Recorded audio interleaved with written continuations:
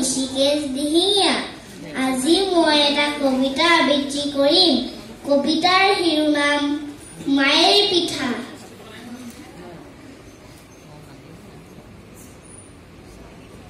বুইছা দেউতা, কালি মোমাৰ ঘৰত পিঠা ভাজিছিল মায়ে ৰাতিয়ে পৰত। খোলাত মেলাহি কৰি মেলি গুৰি পিঠা, গুৰ দিয়ে তিল দিয়ে মুঠে তিন টিপা। খৰিকাৰে মূৰ দাঙি দিয়ে লুটিয়াই, হেঁচি দিলে আলফুলে পিঠা হৈ যায়। এনেতে বুইছা মায়ে জপক জপক, টোপনি জালত পৰি সকমক। একো নিদি সুদা পিঠা ভাজি দিলে থৈ, মোমায়ে তেনেতে গৈ বহিল লাহেকৈ।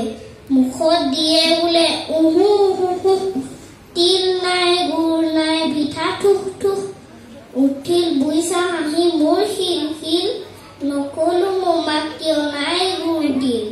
কলে জানো মায়ে বাৰু পাব মোক ভাল, কাৰ বাৰু টোপনি নাই